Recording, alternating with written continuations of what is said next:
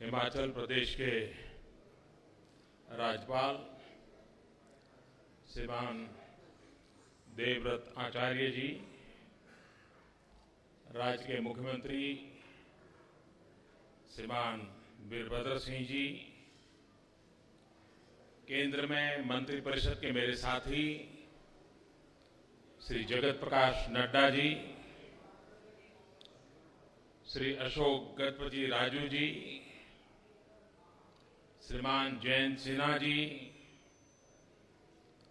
श्रीमान जीएस बाली जी,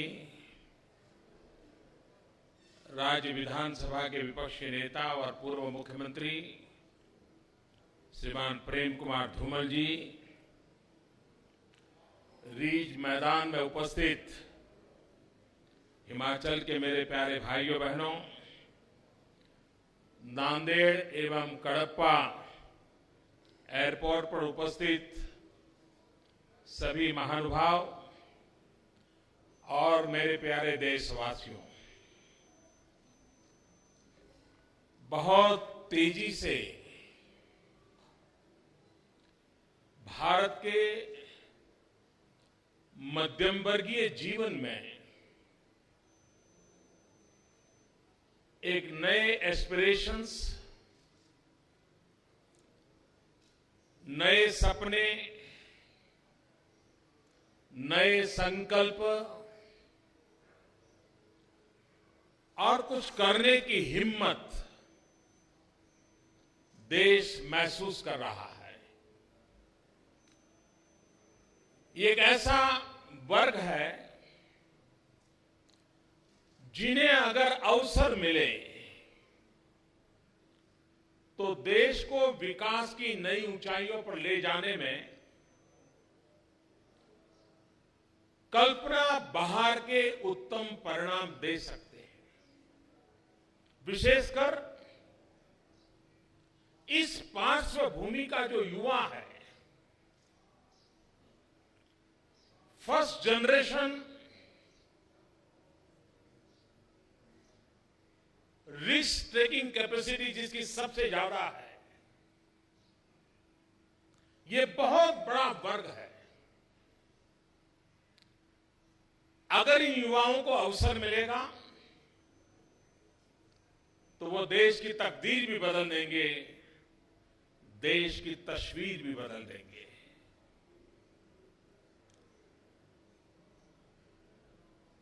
पूरा विश्व ये मानता है कि भारत में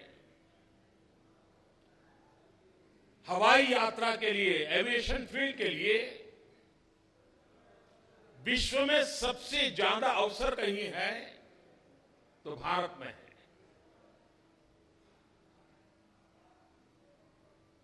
बहुत पहले हमारी सोच ये बनी थी कि हवाई यात्रा ने ये राजा महाराजाओं का ही विषय है और इसलिए हमारी एयरलाइंस के साथ जो लोगो जुड़ा था वो भी महाराजा का जुड़ा था। और जब अटल जी की सरकार थी तो हमारे रूडी जी एविएशन मिनिस्ट्री में थे, तो मैंने एक दिन, तब तो मैं तो पार्टी का काम करता था, यहाँ हिमाचल में रहता था, तो मैं एक बार उनसे मिला। मैंने कहा, भाई क्या ये लोगो नहीं बदल सकते क्या? तो उन्होंने क्या?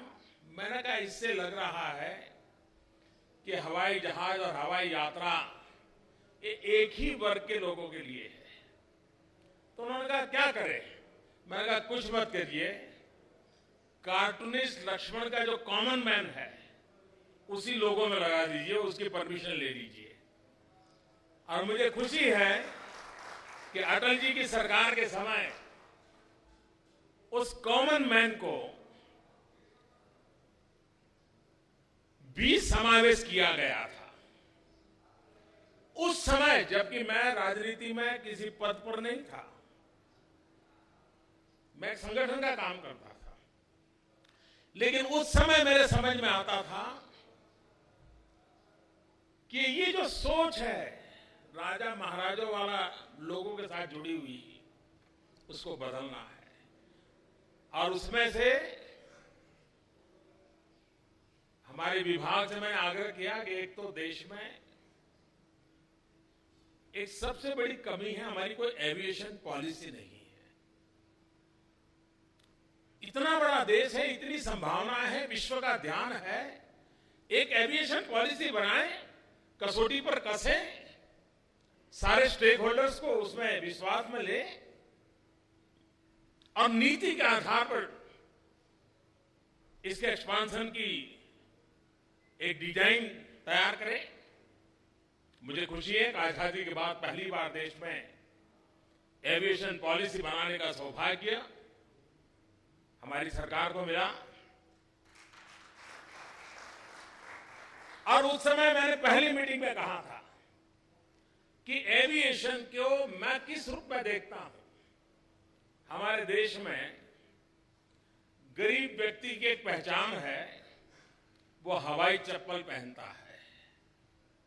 और मैंने उस मीटिंग में कहा था कि मैं चाहता हूं कि हवाई जहाज में हवाई चप्पल वाले लोग दिखाई दे। और आज ये संभव हो रहा है। आज शिमला और दिल्ली को हवाई यात्रा से, नांदेड़ और हैदराबाद को, हैदराबाद और कडप्पा को,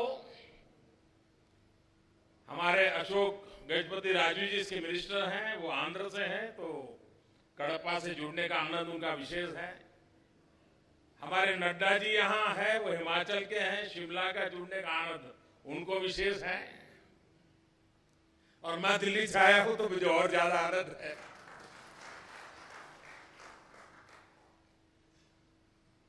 ये हवाई सफर कैसी बन रही है। आज हम टैक्सी में जाएं बाय रोड, 1 किलोमीटर का किराया करीब 8 से 10 रुपया होता है। दिल्ली शिमला की हवाई यात्रा ज्यादा से ज्यादा 1 घंटे में। अगर रोड पर मैं यात्रा करके आता हूं कम से कम 9 घंटे। अगर रोड मार्ग से आया, मैं किलोमीटर का हिसाब लगाऊं और 10 रुपया हिसाब लगाऊं मैं, और हवा पहाड़ में तो 10 रुपये से ज्यादा हो जाता है। ये सफर ऐसी है जो समय भी बचाएगी और इसका खर्च, टैक्सी में अगर किलोमीटर का 10 रुपया लगता है तो नई पॉलिसी के तहत हवाई यात्रा का किलोमीटर का खर्चा सिर्फ 6 या 7 रुपया लगेगा। नांदेड़ से आज हैदराबाद शुरू हो रहा है, लेकिन नांदेड़ से मुंबई सबसे पहले इसके बाद शुरू होने वाली व्यवस्था होने वाली है। और मैं एविएशन कंपनियों को एक टिप देना चाहता हूं, और ये जो मैं उनको एडवाइस दे रहा हूं, इसके लिए मेरी तरफ से कोई रॉयल्टी चार्ज नहीं करूंगा। मैं मुफ्त में उनको एडवाइस दे रहा हूं। अगर एविएशन कंपनियां व्यापारिक दृष्टि से सोचते हैं तो सोचें कि नांदेड़ साहब, अमृतसर साहब और पटना साहब अगर हवाई सर्कुलर रूट बनाएंगे, दुनिया भर के सिख यात्री इस हवाई यात्रा का सबसे ज्यादा लाभ उठाएंगे।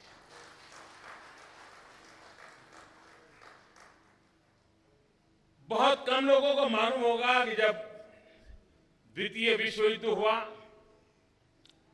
तो ज्यादातर ईस्टर्न पार्ट में बहुत सारी हवाई पट्टियां बनी। सीमावर्ती क्षेत्रों में भी बहुत सारी हवाई पट्टियां बनी, लेकिन कभी उसका अभी उपयोग नहीं हुआ है। कुछ तो ऐसी सारी हवाई पट्टियां होगी जहां से लोग सामान उखाड़ करके भी ले गए होंगे। देश आजाद होने के बाद आज हम 70 साल आजादी के पूरे हो गए, लेकिन सिर्फ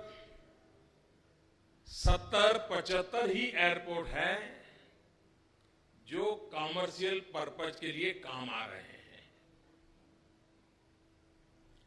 70 साल में 70-75 एयरपोर्ट इस नई पॉलिसी के द्वारा 1 साल के भीतर भीतर 30 से ज्यादा नए एयरपोर्ट कॉमर्शियल एक्टिविटी के लिए जोड़ दिए जाएंगे।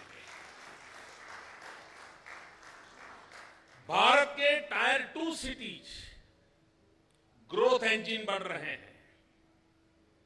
विकास के अंदर ऊर्जा भरने की ताकत टायर 2, टायर 3 सिटी में आ रही है। अगर वहां पर एयर कनेक्टिविटी मिल जाती है तो पूंजी निवेशक, मैनेजमेंट एक्सपर्ट्स, एजुकेशन के लिए क्वालिटी मैन पावर, इन सबको अगर सुविधा कनेक्टिविटी की मिलती है तो उस जगह पर यह भी विकास की संभावनाएं बढ़ जाती है। दुनिया में सबसे तेज गति से विकास हो रहा है टूरिज्म का, लेकिन टूरिज्म में डेस्टिनेशन पर पहुंचने के बाद यात्री कष्ट झेलने को तैयार होता है। उसको पसंद भी आता है, मेहनत करना पसंद आता है, पहाड़ चढ़ना पसंद आता है, पसीना बहाना पसंद आता है, लेकिन पहुंचने तक वो सबसे ज्यादा अच्छी सुविधा पसंद करता है। उसे अगर एयर कनेक्टिविटी मिलती है, अगर उसको इंटरनेट कनेक्टिविटी मिलती है, उसको अगर वाईफाई सुविधा मिलती है तो वो उस डेस्टिनेशन को पहले पसंद करता है। वहां जाने के बाद वो कष्ट झेलने को तैयार है, रिस्क लेने को तैयार है, लेकिन जाने और आने की सुविधा वो पहली पसंद करता है। शिमला में ये व्यवस्था अब फिर से आरंभ हो रही है। बहुत सालों तक ये अटका पड़ा रहा। मुझे विश्वास है कि एक हिमाचल के टूरिज्म को बहुत बड़ा बल मिलेगा इससे।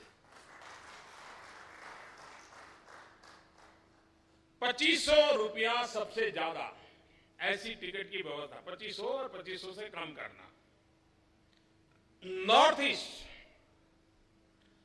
भारत का एक ऐसा भूभाग है, देखते ही बनता है। एक बार जो गया उसको बार बार जाने का मन कर जाए, ऐसा हमारा नॉर्थ ईस्ट है। प्रकृति का वहां ऐसा वास्तव में मिलता है जो शायद कहीं और मिल सकता है, लेकिन कनेक्टिविटी के अभाव से हिंदुस्तान का सामान्य नागरिक वहां जुड़ नहीं पाता है। ये देश के इंटीग्रेशन के लिए भी बहुत बड़ा काम इससे होने वाला है। इससे सिर्फ यात्रा की सुविधाएं नहीं, दो भूभाग, दो कल्चर, दो परंपराएं बड़ी सहजता से जुड़ जाती है। मुझे खुशी है कि देश में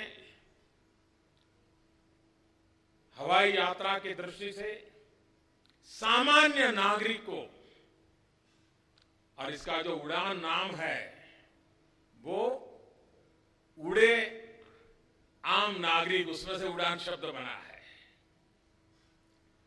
और जैसा मैंने कहा, हवाई यात्रा में हवाई चप्पल वाला नजर आना चाहिए, और सब उड़े सब जुड़े। देश के एक कोने से दूसरे कोने को जोड़ने का एक महाअभियान इससे हो रहा है। मेरे लिए खुशी की बात है कि आज यहां एक दूसरे कार्यक्रम का भी लॉन्चिंग हो रहा है, उसका शिलान्यास हो रहा है। Human resource development area specific जितना होता है, फोकस होता है, उतनी हमारे देश की क्षमता बढ़ती है। भारत के पास हाइड्रो पावर के लिए बहुत संभावनाएं हैं। अनुमानित कल्पना है कि करीब करीब 1.5 लाख से ज्यादा मेगावाट बिजली हम हाइड्रो से कर सकते हैं। उसके लिए ह्यूमन रिसोर्स चाहिए, मैन पावर चाहिए, और उसके लिए डेडिकेटेड इंस्टीट्यूशंस चाहिए। हिमाचल प्रदेश और पूरा हिमालयन बेल्ट, जम्मू कश्मीर से लेकर के पूरा, वहां पर हाइड्रो पावर प्रोजेक्ट की बहुत संभावना है। अगर यहां के नौजवानों को हाइड्रो से संबंधित इंजीनियरिंग की शिक्षा मिलती है, स्पेशलाइज सब्जेक्ट उनके तैयार होते हैं, मैं समझता हूं ये बहुत बड़ी सेवा होगी। और इसलिए वहां मैकेनिकल इंजीनियरिंग बाकी सारे विषय भी होंगे, लेकिन स्पेशल फोकस हाइड्रो पावर से संबंधित होगा। उसके शिक्षा का एक बहुत बड़ा काम बिलासपुर में होने वाला है। उसके शिलान्यास का आज अवसर मुझे मिला है। मैं हिमाचल वासियों को और देश की युवा पीढ़ी को ये नजराना देते हुए बड़ा गर्व अनुभव कर रहा हूं। और एक प्रकार से आज देश हिमाचल की धरती से एयर पावर का भी अनुभव कर रहा है और हाइड्रो पावर का भी अनुभव कर रहा है। वायु शक्ति और जल शक्ति राष्ट्र के विकास के अंदर बहुत बड़ी ताकत बनते हैं। और जो हम न्यू इंडिया का सपना देख रहे हैं, जिसमें जन धन का सामर्थ्य है, वन धन का सामर्थ्य है, जल धन का भी उतना ही सामर्थ्य है, उस सामर्थ्य को लेकर के हमें आगे बढ़ना है। मैं फिर एक बार भारत सरकार के इस विभाग को, एविएशन डिपार्टमेंट को, उनके सभी अधिकारियों को, उनके श्रीमान मंत्री श्री और उनके नेतृत्व को हृदय से बहुत बहुत बधाई देता हूं कि बहुत ही महत्वाकांक्षी ये योजना का आज आरंभ हो रहा है, जो बहुत ही कम समय में हिंदुस्तान के नए ग्रोथ सेंटर की हवाई उड़ान भरने की ताकत उससे मिलने वाली है। मेरी तरफ से बहुत बहुत शुभकामनाएं। धन्यवाद।